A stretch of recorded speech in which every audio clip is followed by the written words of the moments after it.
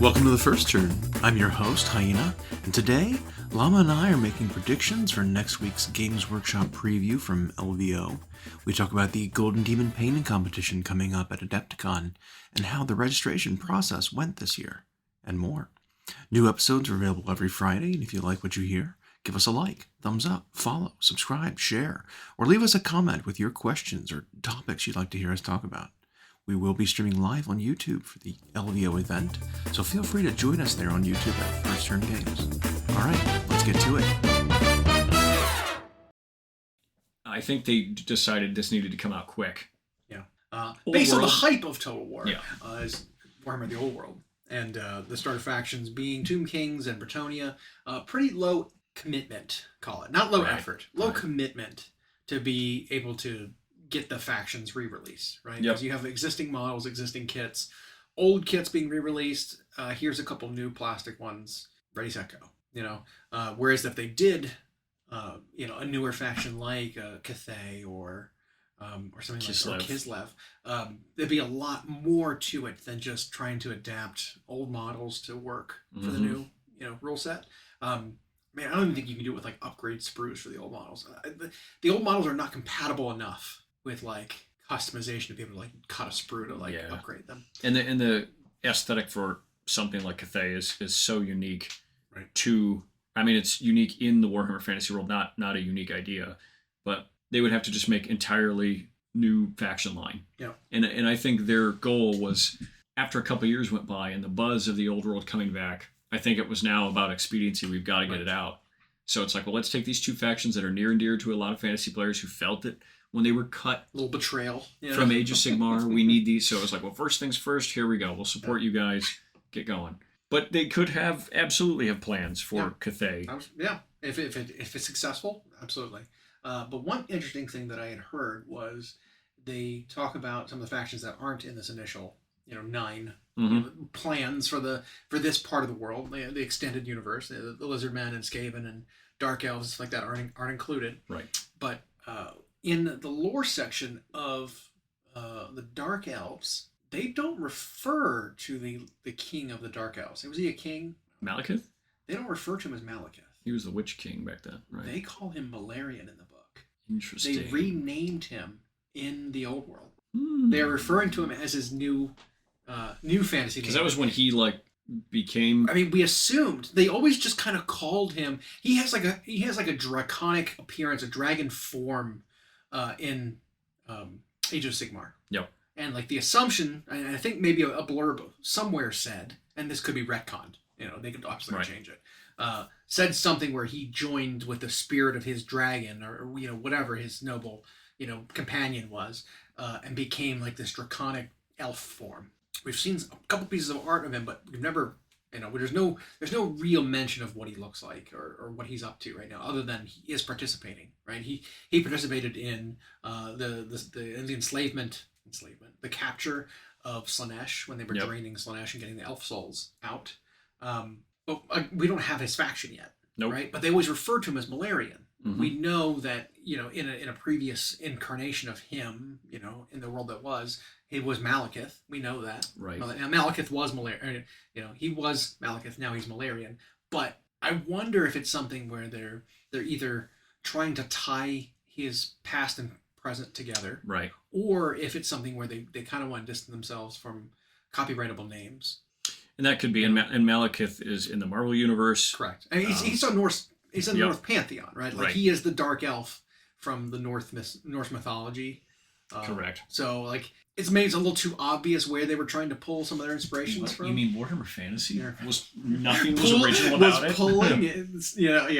It was drawing from other sources. Yeah. No way. Yeah. But yeah, I'm thinking it's more like that. It's Malekith isn't copyrightable. They can protect their IP exactly. They can protect Malarian. And you'll then have, I guess, if this is even a thing, a tertiary benefit of less confusion for players who are looking across who are new and are looking to get across multiple games. It's like, oh, that's that guy. Yep. Yeah. So, maybe. But just very interesting though, it's like, because back then in that world he was not called Malarian, but they are referring to him as that. It's just interesting. So, but the old world week is over. Yes. Right. So then ended last week with I guess the information embargo being lifted and all kinds of it felt like a really coordinated thing to me, where like every content creator who was interested in Warhammer Fantasy in any way was all given this, and it's all like dropping their content at the same time. Articles are popping up everywhere. They've already got models videos, painted, there's battle reports, there's learn to plays, just all at the same time. It's a little overload. Mostly because I'm just not interested really in playing old world. Yeah. Like we are familiar enough with fantasy to have known that looking at the rule snippets that we've gotten, this game is not that different. No. Right. It's a spiritual successor. It's almost a true successor. They're not calling it 10th edition or would it be 9th edition. Right.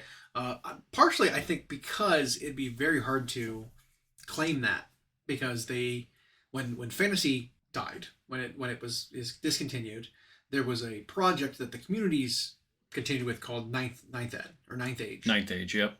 And so it'd be really confusing if they're like, well, this is 9th edition fantasy, but it's like, but we had Ninth Age to try to continue. So Ninth Age was just fan updates to which Warhammer some games get drastically better when they do that. I think the community update for Necromunda, the original Necromunda rules and the original Mordheim rules, there were 2 different projects that did that, were better than the original games. I can't speak to how good they are compared to the updated Necromunda rules.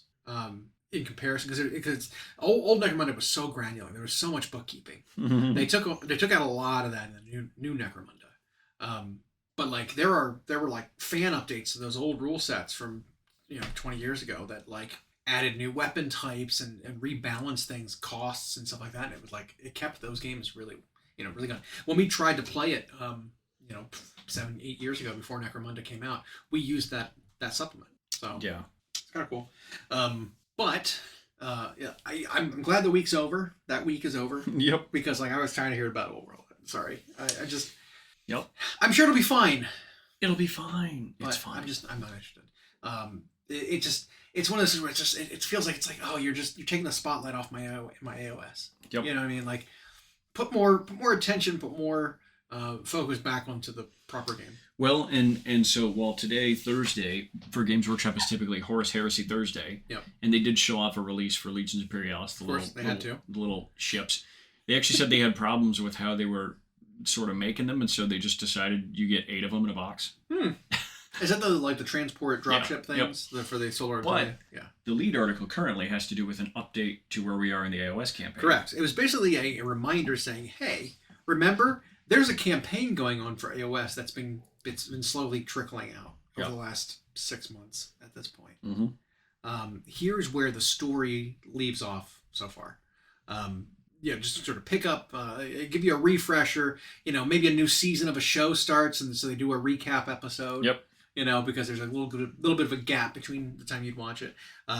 If you remember the amazing one of the models of the year model for the Harbingers was book 1, Harbingers, and that had the plague horse rider, which was just beautiful. But do you remember that model? Yep. That was part of this campaign, right. Which is, I mean, and you think about it, kind of surprising.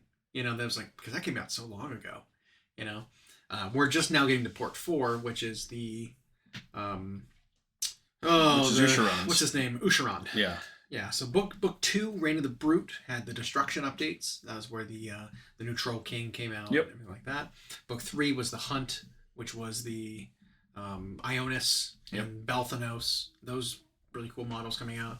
And now book 4 is going to be Usharon, but they kind of allude to in some artwork the fact that what's his name is still around.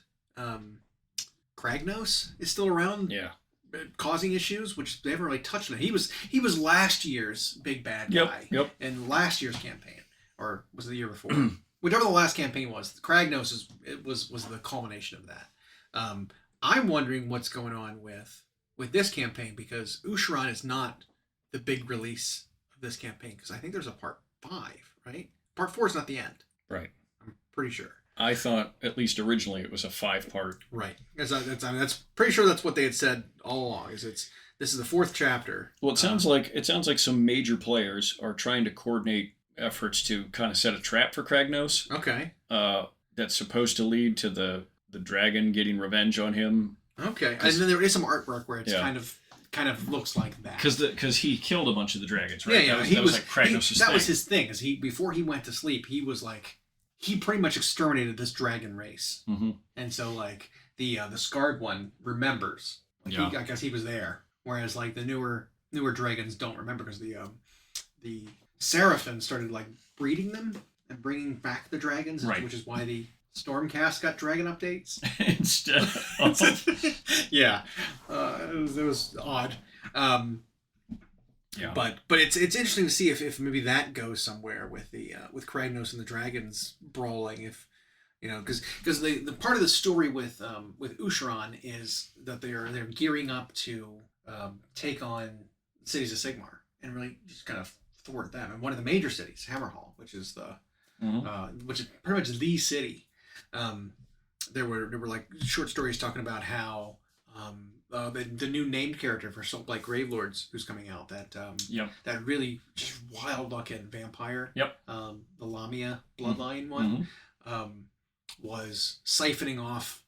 I mean, for like the way they described it is she was siphoning off blood from Usharan directly, but it's like, how was that allowed? But I wonder if it's just like his blood or it's like just ghoul blood in general. But they were like taking this blood and like shipping it off to the cities and like infecting people. Very Warcraft style. I don't know if you played Warcraft 3. I did not play that one that much. Well, there was a part of the story there that destroyed one of the cities. Was plagued grain was being shipped in and like was being tainted intentionally. Being brought into the cities to feed the people, and then there was like a dormant sort of disease that was festering in them, and then it all kind of triggered and turned them into, would you guess it, ghouls? Wow. But ghouls in Warcraft are more undead than these flesh eater madness. Kind of it's like different kinds of zombies, right? You've got like the mindless, lumbering, I want to eat zombies, and you've got like the mad, like rage zombies from like World War Z. Like they're zombies, but they're like, this isn't the zombie you're familiar with. Yeah.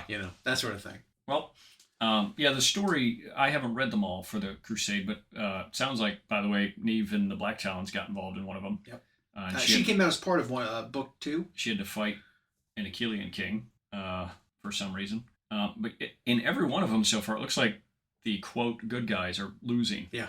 They're not winning at any point, which is really funny because that always seems to be how it goes, right? Good guys just kind of always lose, but somehow they still survive. They not only survive, but somehow have reinforcements somewhere that show up, and it's enough. And it's funny because the numbers that they give for like their crusades and stuff just seem hilariously small. Like I know that in writing for like Games Workshop stories, the numbers are always like off by a magnitude of like 100. So most numbers that you say for the number of soldiers and stuff, like multiply it by 100, and then it kind of makes sense in a story. Yep. Right. Like I remember some of the 40K ones were kind of like that, where they like send troops down to a planet, take a planet. And they're like, and they sent 30,000 troops, and it's like 30,000's nothing. Like, what do you mean? Right. Multiply it by 100. And then it's kind of like, okay, now the numbers are kind of making sense. But in one of the stories, they were talking about mustering the largest crusade ever and sending them out with the Magister of Hammerhall and what's her name, the Thalia Vedra is leading this grand crusade, and they're like, her and 500 troops depart. It's like 500? Yeah, that's nothing. Nope. 50,000? Okay, that's better. Multiply by 100. Yeah. You know what I mean? Like the numbers are just hilariously off sometimes. But in the artwork, it's the opposite. Right. You'll see an endless ocean of troops with no tactics, no formations. They're just smashed into each other. I guess Alariel, Croak, Krondus, and Karazai. That's the two new dragons. Yep. And then Alariel and Croak have foreseen Kragnos' arrival. Okay. Since... Let's see, the Garmonite Dawners find little reprieve across the scabrous sprawl, harried by roving packs of ogre gorgers. Belthanos and all these other ones were like losing when Kragnos showed up, and then these four apparently foresaw this, and they have some plan in motion to waylay the end of empires, spearheaded by Krondus himself. Okay. We'll see what that means. Now, is it saying that's going to be in the 4th book, that story? Is that what it's saying, leading up to the 4th one? Let's see, book 3, The Long Hunt. Or is that book 3's has that story in it? Yeah, has that story in it. Gotcha. And then book 4 is the But I don't main think thing. it's resolved that, until later. If there's one thing, like, I think their writing is better with this stuff than it used to be in the days of legit listing the name of a formation you're trying to get people to play, or the bonk on the head you is weak. But they still, in my opinion, do too much for like the big name drop. You're right. Every big faction leader is always present at every battle. Yeah. They come to blows with another faction leader. And it's always a the conflict where one of them should probably perish, mm-hmm. and then they both just kind of like, I've met my match, and something happened, and they like split, and then they both survive. And this Karandus fighting Kragnos, one of them should probably just die in the story. Yep. That's probably how it should end. Mm-hmm. But they won't. No, and there's always something that for some reason causes an entire battle to just stop happening. Mm-hmm. Like, yep. And good guys somehow Alamo or Teutoburg Forest every single one too, where there's only a handful of them, and they're just holding off until someone Gandalf's over the hill and saves the day. Like you write that a little too often, and it's just like it becomes predictable, or the big fish eating the because that's part of it, right? It's like, I can skip the supplement. I don't need to read the story because I know everyone's going to survive. Yep. It's that kind of thing. It's or a named one we've read about before but doesn't have a model will die. Right. Exactly. Yep. There's not enough stakes, I guess. Yep. Speaking of steaks, I can eat. So like they released that article this week, kind of like remind people, hey, AOS is still a thing, because just because Old World is getting all this attention doesn't mean AOS is still our second game. It's still our right. Yeah, and so like. That's good. That's good that's a reminder. It's not a lot of information to go on of like what's coming or what's here's a model teaser anything like that. But we are going into next week where we've got LVO. Yeah. And there will be a preview event there. Correct. I expect to hear some big news because it's one of the it's one of like the 4 major reveal events that they do at like conventions. Yep. And so that one followed by Adepticon. 2 months and then afterwards. Warhammer Fest 3 months. Yeah, like there's going to be a lot of information coming up, and January through April. And I kind of appreciate the fact that the beginning of the year is so loaded with like time slots to like reveal stuff, because it feels like everything comes out at the end of the year, and then we learn about everything at the beginning of the year, right? That's like coming out later down the line. But that means that like that works out for Christmas time reveals. Fall major releases, summer campaigns and new editions that happen generally in the summer, whenever they do.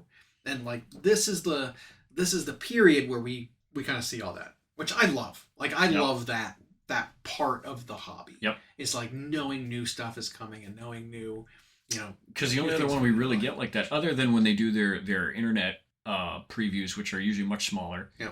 Otherwise, you then wait till Nova. You wait till September before you get the next big one. But I do like that they've now got 4 basically of these big events, even though 3 of them are in the first 4 months of the year. Right. But whatever. So they do have to like spread it out a little bit, right? Well, you have 3 such large events. I mean, LVO, while not really a convention, I think it's turning into one. Right. Because even though it's just the world's biggest Warhammer tournaments, other miniatures companies show up there. They now have painting competitions there. Like it's starting to become kind of convention-y, even if they don't have much of a vendor hall. So they're like, hey, this is the biggest tournament for Age of Sigmar and 40K. Let's show off all our stuff. Yep. Adepticon because biggest miniatures convention in North America. And then it's like, well, our own is Warhammer Fest, so we can't not show something there. And they typically have that in April. Yeah, and then you're right. And then the summer, it's just like people doing tournaments. People have more time, I guess you could say, in the summer to do stuff. And so now is when all the releases start coming. Mm-hmm. Yeah. No, it is a great time of year for that. Not a great time of year for weather. No. But it's a great time of year for the reveals. Yeah.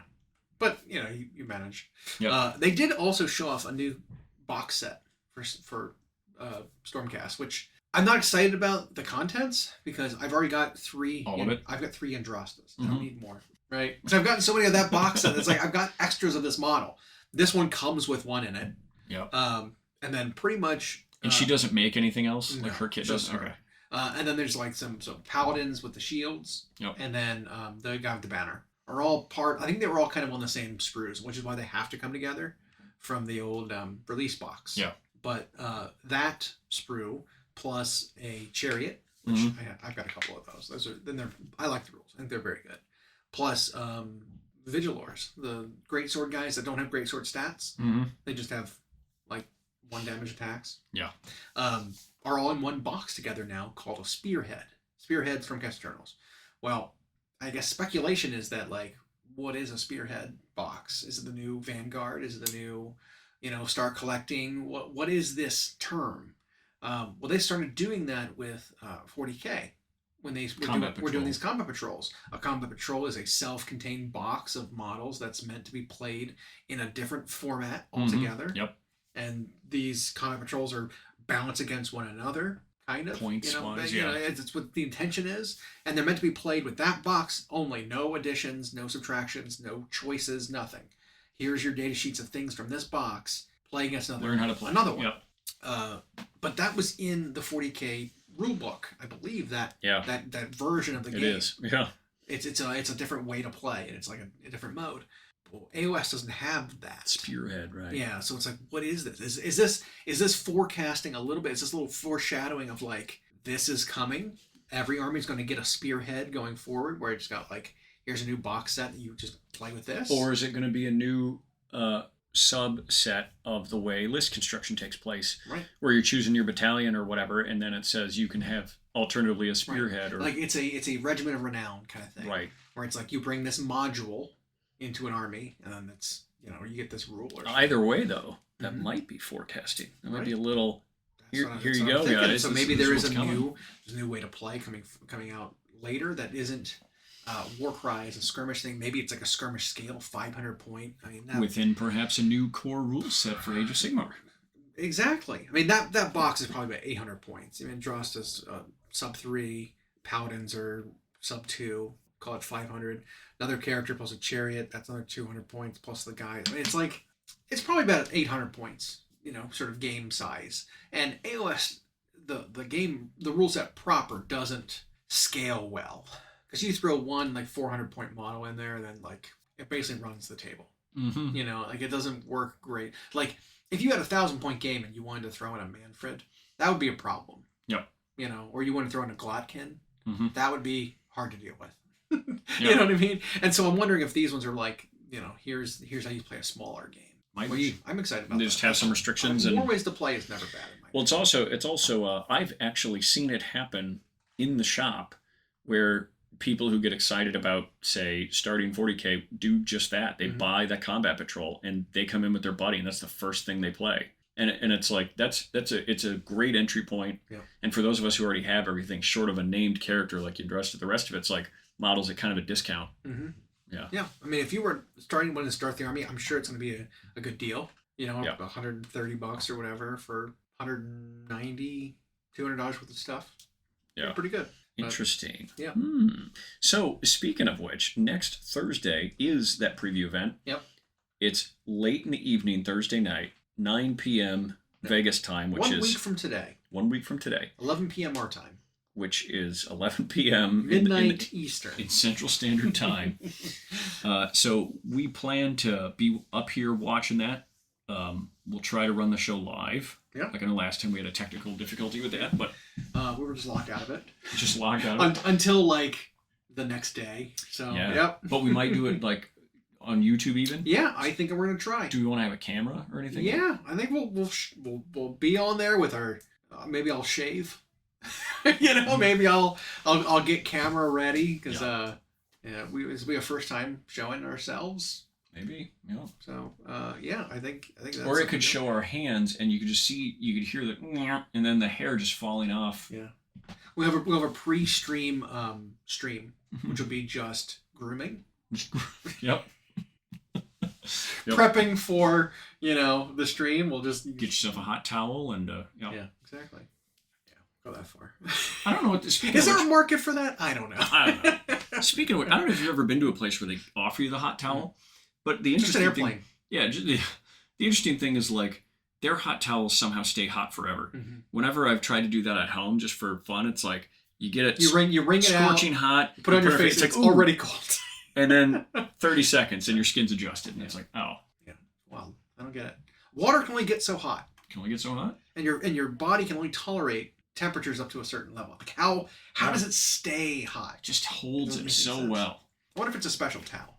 Something with a different what do they call it? Different I don't know. It couldn't be an electric blanket because it's wet. No, you're right. No. What's the property? I don't know.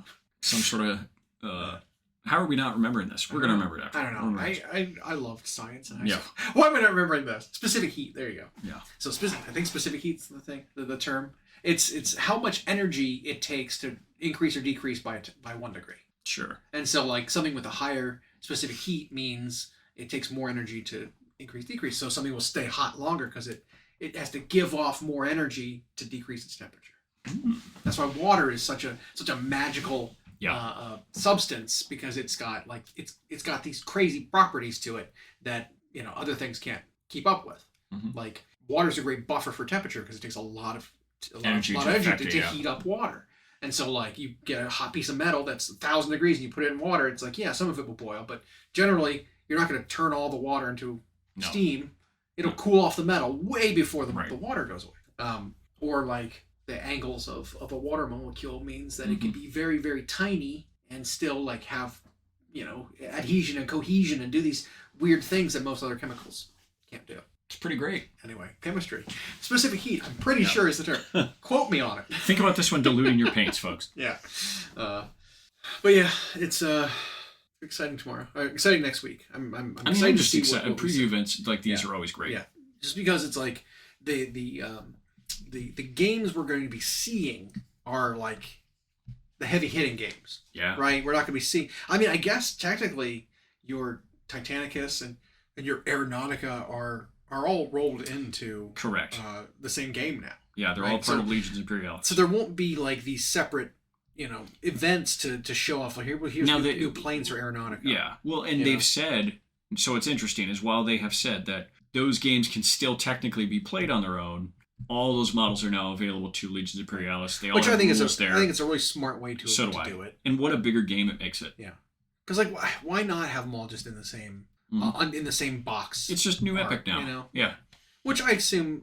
I maybe don't assume.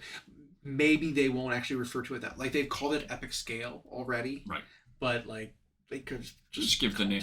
Again, I think Legions Imperialis is an easier IP to protect. Right. Yep. So here's the preview event. They say Warhammer 48,000, Warhammer Age of Sigmar, Warhammer the Horus Heresy, Warcry, Underworlds, Kill Team. Perfect. So everything but Necromunda, Blood Bowl, Old World. Necromunda, Blood Bowl, Old World. Yeah. Legions Imperialis. And Legions Imperialis. So those 4 are not seeing anything. Okay. Yeah. Awesome. Love it. Yeah. 3 40Ks and 3 AOS systems. Love it. And while we can make our predictions, we're always bad at the Underworlds one. Yes, we'll say that. That one's so hard to guess every time. Warcry can also be tricky because Warcry warbands tend to also be AOS proper warbands, just like Kill Team units end up 40K proper units.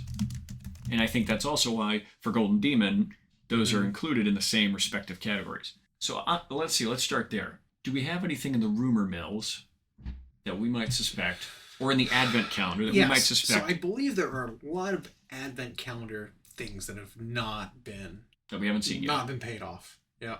So if you look at the list of all of them, there's a spider skull, which was showed off like, I don't know, years ago now. I assume it's just going to be some kind of basing thing. So I'm not that excited about it. A lot of stuff has been paid off recently with there's some new store exclusive models that solve some old ones. The models that were showed off for Dark Angels. There you go. Solved like 6 of them. Yeah. So like that knocked out a big chunk of what we were showed recently. But there's still just like a handful of things that feel like they go together, but it's hard to like really place what it actually is, right? So you have clearly some kind of chaosy aspect. It looks like a fantasy chaos kind of thing. You've got like armor plates that look like Varangard horses, that kind of style with the same like classic chaos spikes. You've got horse hooves. You've got maws that have weird dangling tongues out of them. That could be anything really. But it's like it screams chaos to me in some way. So what do you think will be for Kill Team? Oh man, Kill Team. Because now we already have the scouts and scorps. We called them. I mean, I think I predicted the scouts were coming. Yep. With how good the scout rules were. Yep. In the new book, it's like no scouts. And so we've seen that. I don't know. I'm trying to think of factions that haven't got a Kill Team already that need one. But I don't think they're going to duplicate and do another Kill Team of a faction that's already had one recently, right? So I think Tau is out, right? Because they've got both Pathfinders and the Kroot. I think like Tau are done. Space Marines got their Scout Kills Team now. Yep. And they also had they had a Phobos one. They had a Phobos one. Yeah, that was like those are your kill teams. You're not going to have like heavy interception stuff with proper kill team rules. I wouldn't think. I mean, I could see maybe like an AdMech kill team of some kind. I wonder if we'll get one that was rumored a long time ago. The Drukhari Mandrakes. Oh, the Mandrakes, yeah, because we were supposed to get them versus the Night Lords. Yeah, it was the Night Lords, which we had those revealed. Yeah. But they were supposed to be versus Mandrakes, and that never happened. Nope. The Night Lords just ended up an upgrade sprue to a Chaos Legionnaires But kit. I think it's going to be released in a box on its own. Yeah. It'll be like the Night Lords, Terror, Shock Troops, whatever. For a kill team. But it's usable in 40k, obviously. So, cool. Mandrakes, though. Yeah, I wouldn't mind that. If the kill team thing is going to be a new unit and not just like right. some sort of rules thing or a new way to play or whatever. Yeah. I like that. And they could use it. That'd be sweet for them to get an update. But I wouldn't be surprised if we saw something like AdMech. Mm-hmm. Get something, because they haven't really gotten much recently. Their codex is on the way. Yeah, that's true. So it could coincide. It could line up really nicely. There's a couple weapons that I think maybe could even be associated with the kill team. There's like weird hatchet Bowie knives kind of bit. There's I don't know, a shape charge like rocket nozzle with a tripod. I don't know. It feels like a RPG. You know, that could be for something. I could see that being kill team. You've got Kroot stuff, like boxes of munitions and stuff that I could absolutely see being scatter in a kill team box. Explosive arrows, probably Kroot. Lots of barricades with bullet holes and you know what? Steel Legion. Maybe Steel Legion will get a kill team. Because like there were some of those things that were kind of rumored to be. They got their trenchcoat kill team. Yep. Which are called. I don't remember. Death Krieg. That's Death Corps. Jesus. Death Corps of Krieg. Yeah. Krieger. Yeah, we got that. So it could very well be that Steel Legion. I think it'd be cool. And there's a couple things like lots of like barricades because the Steel Legion generally fight in like cities because the Steel Legion are from Armageddon, I believe, which is where. There's a big like ongoing, maybe even still. There's been 3 massive wars there versus the orcs. Yeah, and so I could see Steel Legion going along with all these like sandbags and like bullet holes inside of like posts and stuff like that as like some of their scatter, doing more like city fighting as opposed to like whatever the most recent season was, where it's like fighting on a water world, which was super weird. Yep. So who knows? We've got Kroot, lots of Kroot stuff. Well, I think the Kroot stuff will be for Tau. Yeah. Which may just be like the cavalry that we've seen that could silhouettes of. Might be a bunch of pictures from just a couple of models. Yeah. We've got some weird like taloned feet that clearly they look some kind of monster people. I don't know. Could be for either Vespids? game. Maybe Vespid. I don't know if they'll ever do that. There's a Chaos Spear of some kind, which could be, again, anything. Yep. Could be 40k, could be OS, who knows. But that would be interesting if it paid off a rumor of a Varangard hero or a Varangard character to lead the Varangard units. I could see, like, the Fell Spear, kind of that we've seen, where it's like a Chaos Star with, like, smoke. I could see it being some kind of new sort of Chaos character. For Warcry... which is the AOS kill team. Yeah. Do we see anything The cool thing about Warcry's aesthetic, though, is it's like typically lo-fi, low-tech, because it's not always soldiers proper. But do we see anything in there that looks like that? That looks like AOS light? So I have hopes and I have dreams. I'm hoping for Skaven in Warcry. More Skaven, okay? More Skaven. They got Underworlds recently, right? Yeah, no, kinda. I mean, they had the Plague Pack, and they had the Assassin one. Yep. We're talking about Warcry, though. So Warcry. Some unit for Skaven. I want a Skaven Warcry unit. Okay. That's what I want. Skaven in the jungle. Or if the jungle season ends, just Skaven. Just give me Skaven. Yep. But I say that because there are some clawed feet. There are some clawed hands, like gripping rocks. Yep. I think it totally could be along those lines. Some sort of rat. Yeah, maybe like a rat ogre. There's like severed heads tied with like really. But we know that anything can be a rat ogre. Absolutely. Yeah. As I've demonstrated, I can kit bash anything to a rat ogre. Yeah. But them, and then I'm maybe Nighthaunt. Sure. Yeah, I think because there's ghosty stuff. I think there goes ghosty stuff. I don't know where else the Nighthaunt would fit. Maybe in Underworlds, but they had gotten a warband recently for Underworlds. It was like the Headsman's Curse, I think is what it was called, which are like just like the Executioner with the greatsword. Yeah. So if we go to that, so if we go to Underworlds, I'll just Beasts of Chaos. Why not? Because I never know what to pick there. Mm-hmm. So whatever. Beast Warband would be cool. That would be. They haven't gotten one in a while.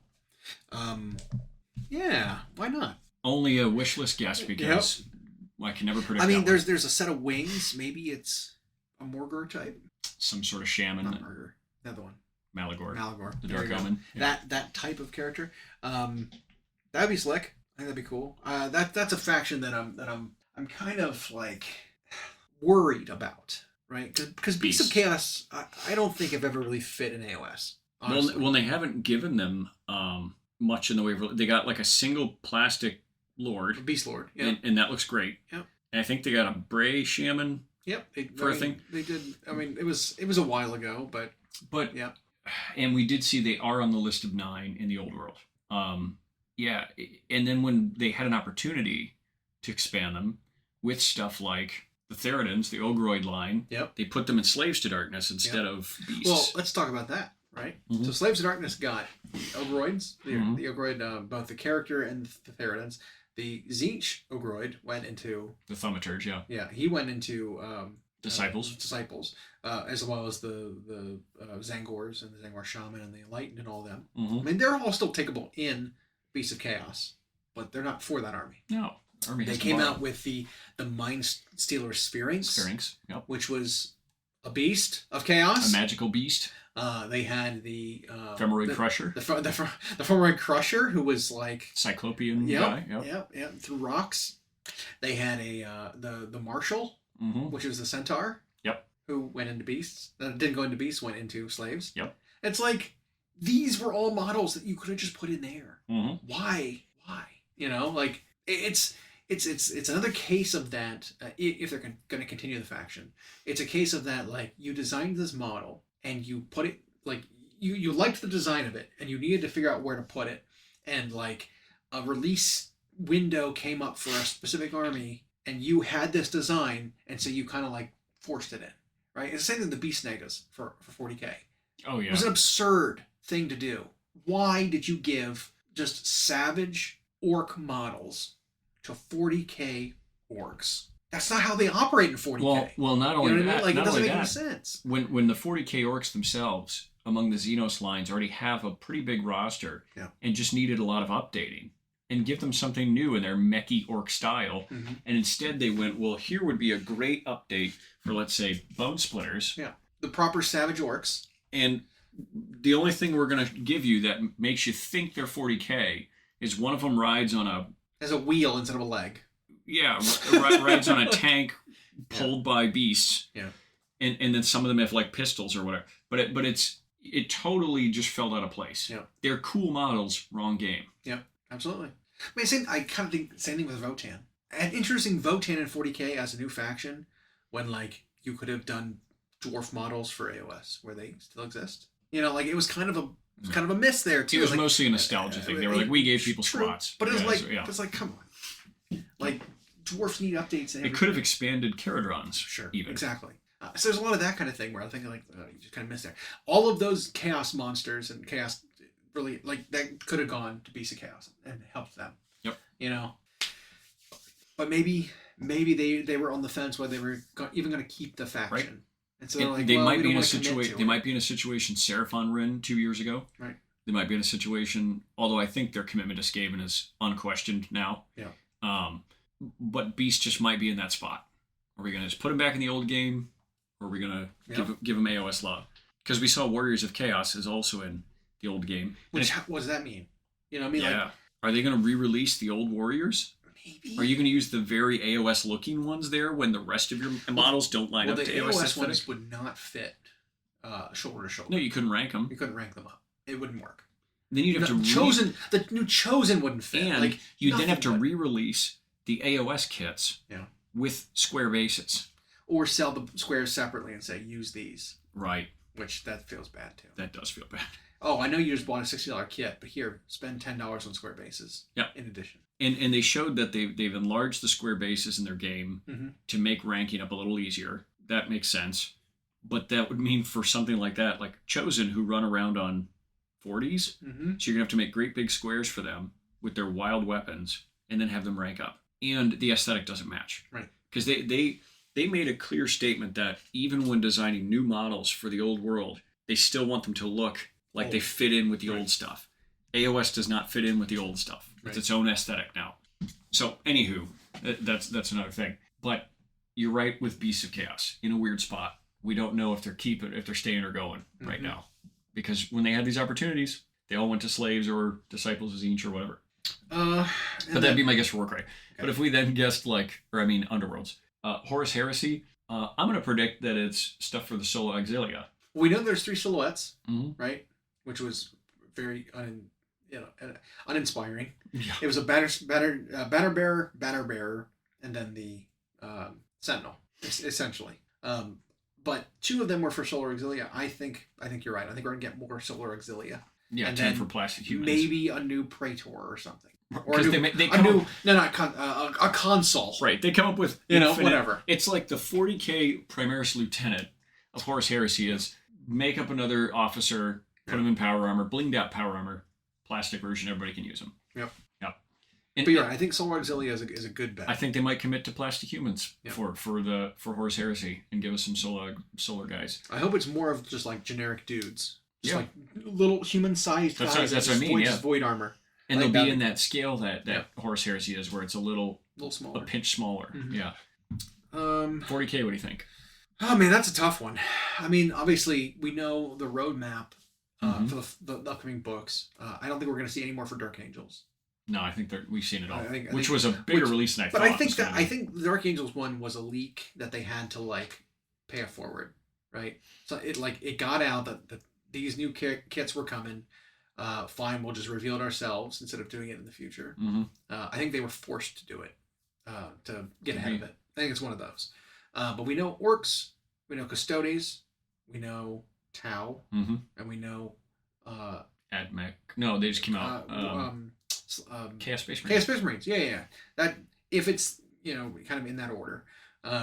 We know we've seen silhouettes for Tau, Tau, Custodes, Orcs. Yep. I think we could see some of that. I think the teaser was for this event specifically. We saw those silhouettes, so I think we might get some reveals of those models. I'm hoping it's more than a character for each faction. I kind of only expect the Custodes to get a character, whatever that guy is. He might be a named character.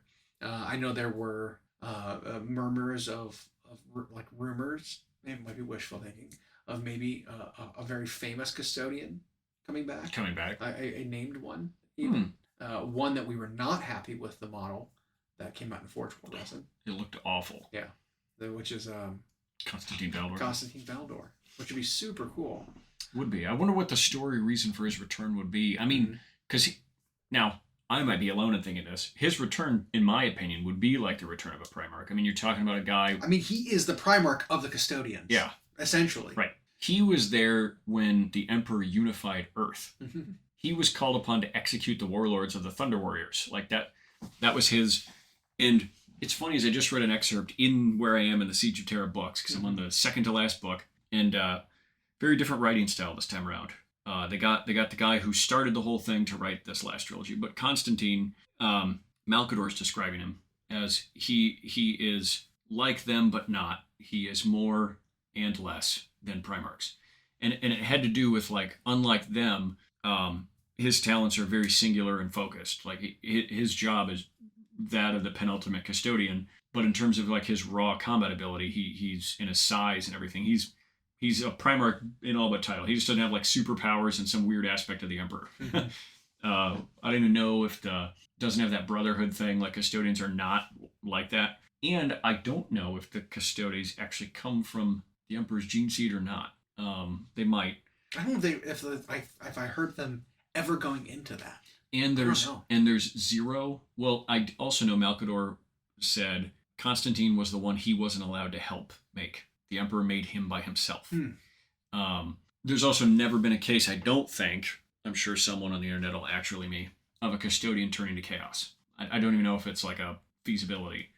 Just the way they're engineered. They don't have a gene seed flaw like all the Astartes do. Anyway, we know that his whereabouts become mysterious after the events of the Siege of Terra. And so I guess he could, but what would happen then? Because Trajan Valoris is the current general of the Custodes. It's not like he's a lesser than. That guy's no joke. And Constantine's, I don't know, would he just come back and be like, well, I'm, taking over? Maybe. I don't know. But we think he's got to be somewhat of important because he got that, like, hussar. Yep. The really cool crest. Yeah. He's in a Captain Morgan one leg up pose with a spear he's holding out, like almost dabbing. With a spear. Like, I don't know. It looks like a very heroic pose model, which they wouldn't I feel like wouldn't waste on just a normal and I would love to see the Custodes line get more units. Units are just my favorite thing that they add to armies. I love all the character models from a painter's perspective, but, like, I just love when they expand with units. That's why the Dark Angels release was so good looking. That's why I'm hoping that the Tau one is like Kroot units and not just a dude riding a thing. But we think in that silhouette, the Kroot guy seems to be very low kit. Right. He doesn't look special at all. No bling. I think it's going to be like a Kroot cavalry unit. I mean, and to be fair, do Tau allow any Kroot to really be decorated in appearance? They don't, like, give them equipment. Besides, there was a bit with one of the Shaper kits, which is like the leader of the Kroot, was wielding some Tau weaponry. Okay. Like in one of the, I think 6th ed book, he could take a pulse rifle instead of his Kroot rifle. So, like, but that right there is like, that's a huge exception because they usually do not. Because Kroot don't have, like, a place in their society, right? They're just. I don't think so. They're just a servant class, right? Basically, well, they're symbiotic, so like they are their payment is the ability to go and, like, eat things because that's how the Kroot, like, evolve and they like carnivores. They improve their physiology by killing and eating. Yeah, someone said they're that's similar to Tyranids in a way. A little bit, but they are, like, more. There's no hive mind. No, they're independently sentient. So they're not as dangerous. Right. They're not as. They're not Tyranids. but their physiology working that way. Correct. And there's always it's an interesting thing about what would happen if the Kroot and the Tyranids met and, like, one was able to eat the other. Because either way, you gain all that information. It's like it's bad, right? Because the Kroot were able to eat Tyranids. Would they gain the hive mind? Would they gain psychic abilities? Would they be able to, like, hyper mutate? Would it be like when would they gain, like, the chitin of the Tyranid? Like when Tom Cruise on Edge of Tomorrow or Live Die Repeat, whichever version you're watching, when he was killed by the Alpha on the battlefield and then absorbed the Omega's information about learned the race, the power to reset the day. Would they tap into the hive mind? Would they become a synaptic creature? Right. Or would they just gain pure bio information? Unknown. But it could be the same way. It's like, I think the Kroot are able, in the story at least, able to hyper adapt better than the Tyranid is able to. Yeah. And so, like, if the Tyranid was able to eat Kroot, would it increase their ability to mutate faster. That teach them how You to know do what I mean? Like, a so quicker it mutation, can right? probably be bad either way. You know, like the Kroot would become like a major threat in the galaxy if they could Out of like nowhere, Tyranids. You know? Yeah, who knows? But but okay, for the 6 games, we got a little sidetracked there. Yeah. So what are we locking in for to, answers? We're down to 40K now, though. Yeah, 40K okay. in AOS. So 40K. What are we getting for 40K? I'm going to go boring. Okay.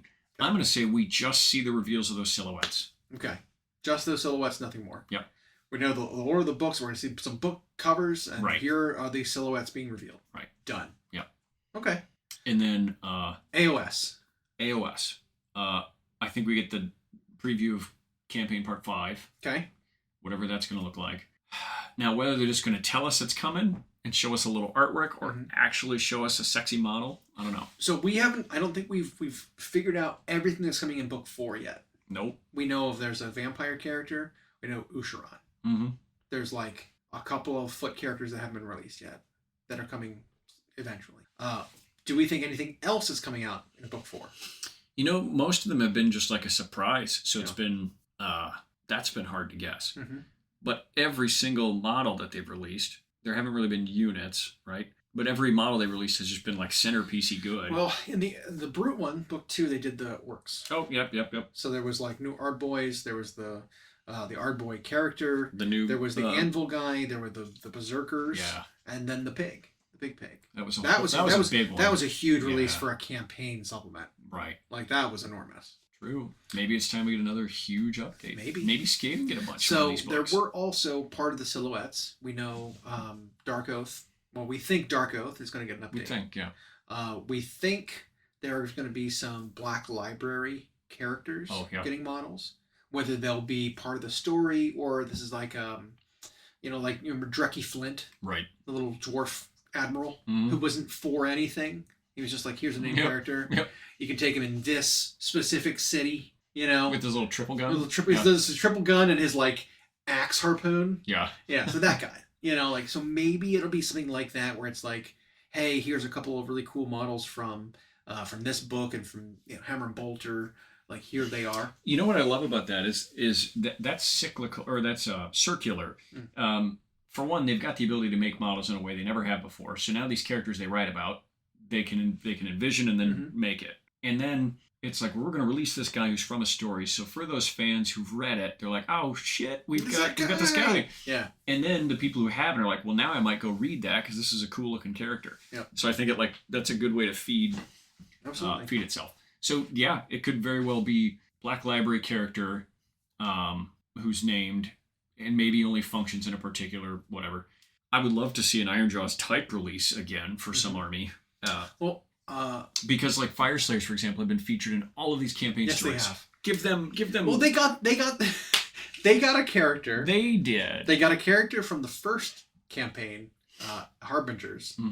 That was so grim. The character is the last remaining dwarf from a destroyed dwarf hold. Yeah. Who is carrying the flame of his of the forge's fire. In the off chance that he can start a new lodge and use that fire to light like the torch in the hold. Yep. Like that's the entire story behind that character. Yeah. He's the last one. The grimdark. Yeah. Gruesome. But I think we can also cheat a little bit. We think there's also more Lumineth coming. The Water Temple of Lumineth. Yeah. Because we saw a hippocamp crested Lumineth not guy. Quite like our Beast of Chaos thing or Beast Snagga thing where we think the right models went to the wrong place. Right. In this though, I was like, wait, you're doing Water Elves. Ideneth Deepkin desperately need their line expanded. They are Water Elves. What do you give it to them? Right, I agree. But Lumineth are very popular. I just don't. High elf type things are really popular. Yep, it's unfortunate. But like I think in the story we know there's already because they've got the different like element, right? And I think there's like 4 of them. It's very Avatar style. Right. Earth, fire, wind, water. Like you got the mountain already. You got the wind already. You got I think is the fire temple the archers. I don't know. Wind, earth, water, whatever. So like the different temples are represented. That way, and I think we know because there are this many, they're eventually all going to come. And I do like that for a line of, but like you got these other armies that really need some loving. You're right. But we saw that silhouette. We saw I think the Cities of Sigmar, maybe, like we said, Black Library characters, probably. We have some bits that definitely look Stormcast. So there are more Stormcasts somewhere. Don't know where.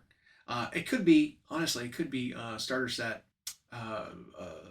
edition 4, New Liberators. Right. Something like that. You know what I mean? Like, because the swords look so much like swords we've already seen on Thunderstrike models. Maybe it's something boring like that. This is just the sword that a Liberator wields in the new sculpt. You know? Sharp and smooth as a boring sword is a good way, maybe I could say, to describe the process for registering for Adepticon this time. Yeah. That too, yeah. Holy cow. Mm-hmm. For anyone who did that, maybe you had a different experience out there. All of us were anxious. We all logged in, and like 5 minutes later, we all had our badges. Yeah, it was amazing. It was one of the smoothest Adepticons. And it was the same website. It was the same. Yeah. So I know we were all ready to go at noon. Yep. When it launched, we all got logged in right away. Right away, first try. We all grabbed our premium badges. Yep. Everyone got our swag. Yeah. Everyone got one. I'm getting mine shipped to me. I'm getting mine shipped to me. Yep. Screw that noise. Mm-hmm. And then I signed up for a handful of different events that are, you know, the free ones, right? The previews and whatnot. Yep. But I got into a couple of narrative ones, a lot less competitive. I think Rhino's doing one with you. Yeah, I mean, I think there might still be room. Oh, if you want a narrative to do it, AOS event. No, so like I'm doing the narrative one on my own. That one's full. But they had these flights of it was this White Dwarf supplement that allows you to do a co-op play, and all you need to play is a single character model. And so you play as like a little adventuring party of up to 5 models, and you fight against bad guys as long as you go. You keep your damage between King of the Hill missions. type. I mean, a little bit, and you kind of explore a little bit between missions, and then maybe get some upgrades, and then go and fight. And it's just should be a lot of fun. But it's meant to be like, here's a couple hour window, a slightly GM'd sort of event. So, what are the restrictions on? It's very little. So it's got to be a character who is not named. It's got to be a character who's got 7 or fewer wounds. Or is a character that you created yourself using the Anvil of Apotheosis rules. Yeah. But still has to be 7 wounds or less, and has to be up to 20 build points, essentially. So you can make your own character and take it to this, and then you choose a legion. So if you get upgrades, you choose that's the book you get your upgrades from. At least it can't be a named one, right? Because I was like, that'd be ridiculous. Because you could bring like Altharion or something like that and just house or Sigvold. Right. Yeah. Yeah, exactly. That'd be absurd. But yeah, that should be a lot of fun, and that's just like a Saturday like afternoon. Yep, those are some of the best ones like that. I know there are people who are anxiously awaiting the rules outlined for Golden Daemon. Yep. Although, if I'm going to be honest, I don't know what the confusion is, because most of the time it's pretty clear cut just by the categories, and you've been to enough of these people that you know what goes on. The only areas where there are vagaries right now are because they gave things like Horus Heresy its own category. Okay. But it's just one category, and it doesn't say single mini, unit, vehicle, Primarch, whatever. Right. And so people are like, well, I don't even know if this Fulgrim I'm painting is valid because it's a monster. Mm-hmm. Is that going to go in 40k monster, or is it going to go in Horus Heresy? So that I get, but I guess my question to that is most categories it's easy to understand what you're doing. And if that's your question, I mean, do you have another one you're painting for the 40k monster category that's what your holdup is? Right. So I don't know. I think people like to find a reason to be upset. Yeah. Or I think diorama is another one that's really picky. Or like how do you differentiate between if you're doing a diorama for 30k models, right? Right. Is that going to go in Horus Heresy or diorama? Yeah. Or is it going to end up in open? Or like we were talking about doing what I think would be really cool is do an action scene, right, with like an Aeronautica plane, strafing run on like a tank, right? And so you've got like the tank is getting lit up and it's got the orange like glowing holes as it's you got like the poofs of like dirt or whatever, classic like bombing run style. Maybe just 2 little scale models doing an action scene. Well, does that automatically become a diorama now? Right. Or is it still scale? Does it end up in an open? Is it an open? Like, where does that model go? Because I wouldn't want to like do all that at work, and then have it just be in the open category. Right. It's just like, oh, you couldn't put me in the actual category. You put me over here in this like etc. It's the auxiliary category it's where like people do right. full sculpts, and Right. it's where the staff can enter. So you're competing with that, which would be a bummer. Yeah, so I can see that being one of the vague exceptions if someone wants to do that kind of thing, but then does it go in which category? But again, unless you're also doing another project that would be in the same kind of category, I just wait till you know which one it goes in. Like, well, I guess kind of the issue is that here's your rubric. You've already been working on this for 6 months. mm-hmm. By the time you get the rules, it's too late to make any changes. Like you don't have enough time to like, potentially, I mean, maybe you could, but you might not have enough time to fix and get your thing valid before, the convention. And like, that would feel bad. It's like I've been working on this for so long, and then all of a sudden, well, my thing doesn't qualify and I don't have time to do anything about it. I feel like every now battle scene or duel, since diorama duel is now one category, I feel like no matter what game system, it might end up there. Okay. So now was the diorama duel just period? Yeah. So it was all different games were all just dioramas. Yeah. So it wasn't like 40K duel. Right. It wasn't AOS duel. It was just here are battles and dioramas and duels. Yeah. So I could see something like that, what I described, being in that category. Yeah. And I would be fine with that. Because it was 40K single, 40K larger vehicle, 40K unit, or kill team unit, since kill team units are 40K proper. And then it was Age of Sigmar single, Age of Sigmar large or war machine, Age of Sigmar or Warcry unit. Okay. And then it was Necromunda, Blood Bowl, Underworlds, and then it was Horus Heresy, Middle Earth, open, or dual diorama, open. And so I feel like anytime you're going to have a fight scene going on, they're probably going to let that go into diorama, which will make the category huge if that's true. That'll become a really, because it used to only be like 6 to 8 entries, always really cool looking, but now you might end up with dozens of them in there. And I think it makes the unit category well, then I want more to know, worthwhile. Unit's another interesting thing too. Is a unit the smallest number that can be fielded based on their like respective rules? Is it what comes in the box?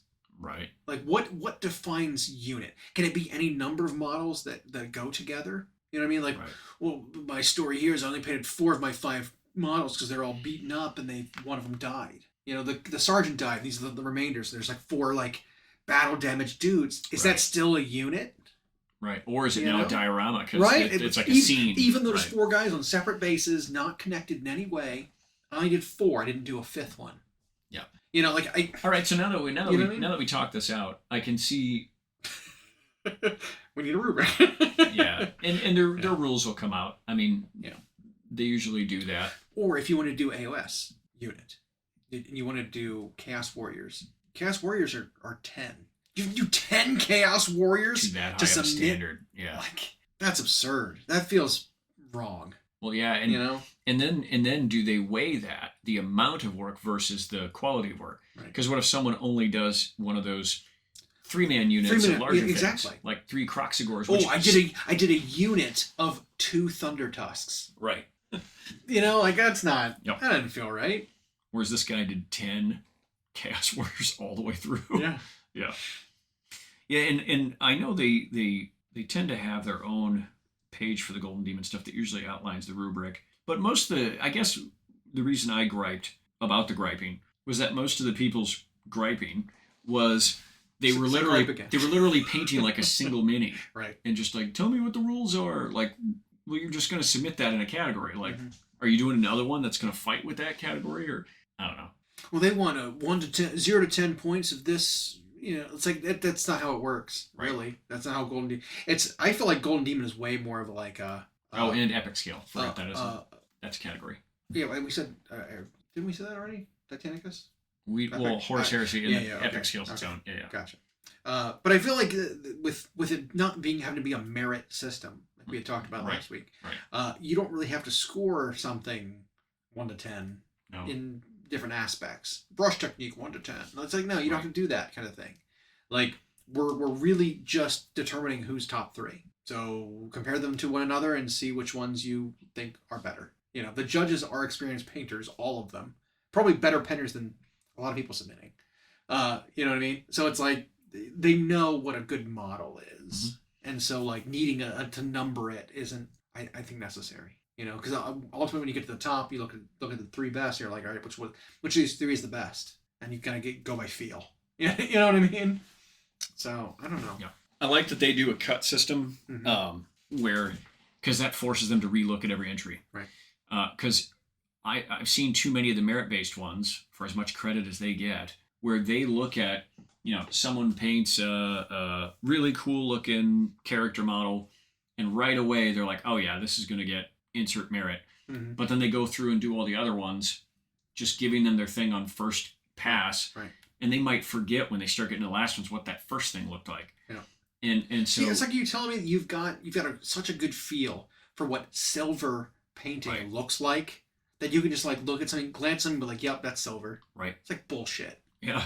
Like give it at least some time to study it. Yeah. Because when we had times where we submitted models, we had the exact same thing. Yep. Right. When a guy looks at it, he's even distracted doing something else. He looks at it and says, it just blurts something out. Yep. It's like, really? I spent this much time painting this model for you to go with that. You can be like, meh. It gets one of these coins, and so with like the cut system and the fact that the models are being submitted over the course of 3 days before final judging. The whole time they're judging and rejudging. They're looking at them, and then more entries are coming in, and now they think, well, does this bump this one out of maybe second pass or? Yep. And so they're forced to relook at it all fresh, and then they get to that bottom. That commended level and decide who's our top 3 and then who's our best. Yep. So yeah, I dig that whole process, even if you don't make it. Yep. But yes, so there are some rules they could clarify for that.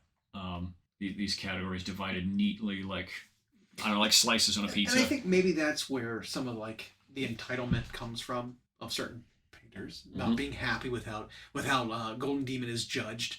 Is maybe they're not really clear. Right, on what the criteria is, how the process is going to go, what they're actually looking for. You're not getting that feedback and that information ahead of time. Nope. Right, to know like what do you actually need to do to win this. Because like if you're going for impressionistic sort of art, like this year, are they going to be into that? Or they right? Last year they weren't. They didn't like the interpretive like swirls and bright colors in places that didn't make sense. They didn't like that. They just wanted clean, concise, all around good paint job. Yeah. Right? And now the good news, or the good thing is for the artist, when you go to Golden Daemon, there are always surprises. Like you'll get there and see a piece that someone wasn't showing off on social media. Now, there's always the ooh gasp moment when everybody sees one that they've been seeing on Instagram or whatever that's been doing the rounds. Like, hey, I've seen that one in progress. But then you'll see stuff you didn't know they were working on. Those artists were working on their own. And it's an arrangement, a color scheme, conversion, a something that you just didn't think of with that model. And it's like, and that gets them too. Yeah. But the fact that the judges do and we're sort of familiar with it because Moose and I knew a guy who did the judging for a long time with Games Workshop, and their cut system forces them to reset and look at everything again. So they can't, that first impression isn't enough. That's enough to maybe get you first cut. But then when they're going back and scrutinizing the piece, they have to go back through them all again. Which I feel like that's fair, right? Yeah. Is you've got so many models to go through before your first cut, but you'll know just by looking at it. It's like, hey, this one needs further review. And again, that's similar to a merit. Yeah. And if it's like that this one needs to be looked at closer or looked at more, and you set that into a new category and it makes the cut, right? Like that is saying something. Yep. Like it's not saying, I looked at this to the best of my ability on this first pass. I will remember further down the line what this one was. Yep. You know what I mean? It's like, no, it's like this one, we're not going to look closely at the models this first pass. Right. We're just going to whittle down to the ones that we think, warrant more looking at. Right. And because they're starting to do that as they're coming in, but then more models could come in 36 hours later that look great. And now you've forgotten the other stuff that looks great. And so the fact they do that round by round system, and then they won't start their finalist pins and stuff until everything's in, and then they can go scrutinize it. I, for one, have to say that's an exhausting weekend for those guys. But I also think that's one of the most fair ways to do it. If you were going to choose a top 3, you got to relook at everything again and again, and then you have to do what people don't seem to like anymore these days. That you have to start comparing. You have to actually start comparing stuff. Like, what makes this one commended versus just finalist? What, these two are here. Which one's fourth and which one's going to get third? Like, that's got to be grueling, but I dig it. Yeah. So, I mean, we're not ready yet, but we're getting there. Yeah. And we're getting close. Having a lot of fun, too. I was taking a look at some of Moose's entry, and it's getting there, too. And I'm stoked for his, because he, his normal process, when he started this piece a couple months ago, he would have knocked it out those first couple paint sessions and just been like, I'm good to go. But he has slowed way down. He, took the pieces back off the base, and he like has looked and re-looked at them over and over again, but he's actually getting excited about it. And then he had all these ambitions to do multiple entries, but then he was like, well, I'd rather just slow down and do one right than try to get 5 in playing the numbers game, because you really can't with Golden Daemon. Like, it won't fly. If you've rushed through something, they'll see it. Like, I mean, other competitions, sure. Get as many categories in as you can for Gen Con general.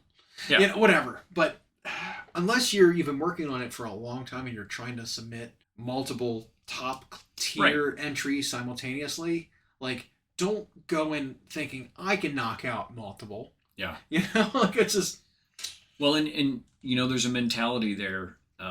In an age of instant gratification, it's tough, where everybody's impatient and there's no attention spans. But like Richard Gray has a great philosophy on it, where he'll start working on a piece, and if he really likes how it's going and he thinks he could push it to be a Golden Daemon worthy entry, and he decides that's what he's going to do, he won't rush to get it done. If it's not going to be done until the next Golden Daemon, then fine. He'll only enter one this time and save that one for another.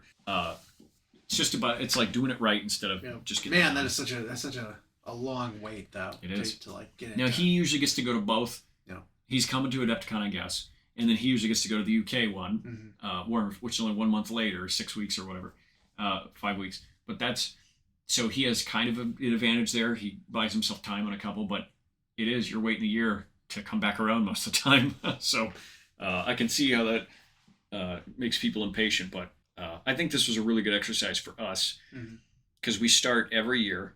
And I always think of the start of our year as like Adepticon, and we have so much fun there, and we get so inspired to do so many projects. But then as the time goes by, and you're like, well, I've still got a year. Well, I've still got 10 months. We've still got 6 months. And so we're at Gen Con now. We still got 6 months. And then all of a sudden it's time crunch time. And so to be realistic with myself, it's like, well, I'd rather just do one right and save that. Yeah, save the other ideas for another time. Speaking of another time. So there's 6 games they're going to feature. Yeah. It's like a 6-pack and a pound. Exactly. Let's go get some of that. Thanks for listening. We hope you enjoyed. Check out our new episodes every Friday on Google Podcasts, Spotify, and Audible, or on Podbean. You can also follow myself and Llama on Instagram for more. We are at Hyena Paints Minis and at Llama Paints Minis. Music provided by Kevin MacLeod at incompetech.com. And as always,